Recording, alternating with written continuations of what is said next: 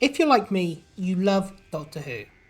From the classic Who to the new Who to the current day Disney iteration. And even further to the spin offs like the Sarah Jane Adventures, Torchwood, and whatever else they're coming out with, to the Big Finish audios, to the comics, to the books. There is plenty of media to consume for Doctor Who. But that got me wondering, what is each Doctor's highest rated episode? So for this, I have gone to IMDb and checked what the ratings are. Now, there are other websites to use to see what the highest rating is, but I thought I'd use IMDb as people are familiar with it. So in this video, I'll be covering the new Who Doctors, but in two parts. So this first part will be the 9th Doctor, the 10th Doctor, and the 11th Doctor. And next week, I will do the rest. But first, don't forget to like and subscribe. I come out with videos every Friday. So let's get into it. The 9th Doctor, Season 1, Episode 9, The Empty Child.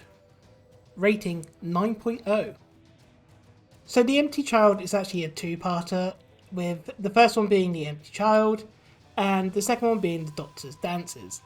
Both of these are rated 9.0, but The Empty Child has more ratings than the rest. In this episode we find Rose and the Doctor in 1941 London when the TARDIS receives an emergency signal from another time-travelling vehicle.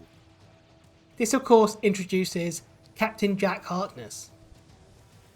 When they land, however, Rose goes off in search of a child she can hear calling for help. And when she gets herself in quite a sticky situation, she is rescued by Captain Jack, who actually owns the time machine that is giving off the signal.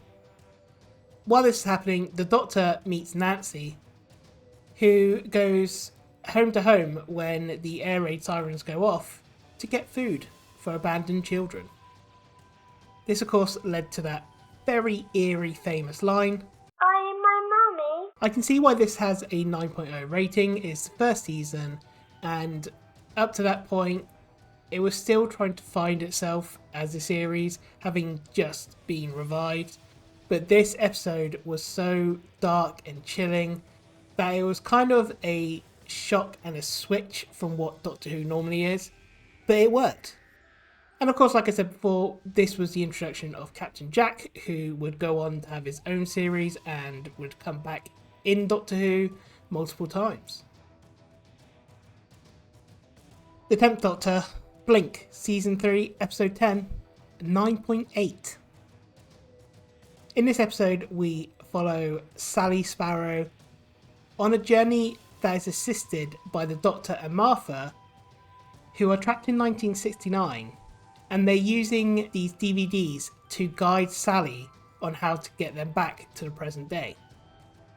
This of course leads to us seeing the Weeping Angels for the first time, and possibly one of the creepiest and terrifying premise for a villain, in the fact that if you blink, you're dead.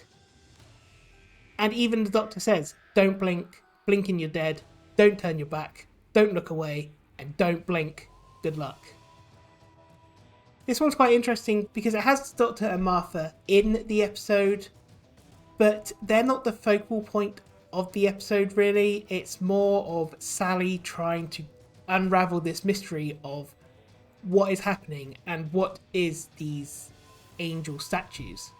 Now, I can see why this one's rated high. Everyone who is anyone, when they ask what episode they should watch of Doctor Who, Blink is one that regularly gets mentioned. And of course it was the first appearance of the Weeping Angels, who would go on to have quite a prominent role in the series. The 11th Doctor, The Day of the Doctor, 9.3. This episode is very informative in the fact that we get this new Doctor called the War Doctor. This episode actually does fill in a lot of gaps between the original series and the reboot series, as the introduction of the War Doctor shows what happened between the 8th and the 9th Doctor's regenerations. And of course, we have David Tennant coming back as the 10th Doctor alongside Matt Smith's 11th Doctor. The 10th and 11th Doctor are hesitant to interact with the War Doctor because of what he does during the Time War. They do think that the War Doctor actually caused the downfall of Gallifrey, but it turns out that's not the case, and Gallifrey is actually safe. This has some nice shots of all three Doctors together. I'm a big fan of multiple Doctor episodes. I do think it was a little bit early for David Tennant to come back because he hadn't been out of the role very long. But of course, it was always great to see David Tennant back. The addition of John Hurt was amazing as the War Doctor, playing this Doctor that has the mindset completely different of the other two Doctors. But that will be the end of part 1. Next week we'll look at the 12th, 13th, 14th and 15th Doctor highest rated episodes. But what did you think? In your opinion, are these worthy of the highest ratings? Let me know. Until next time, I'll see you again.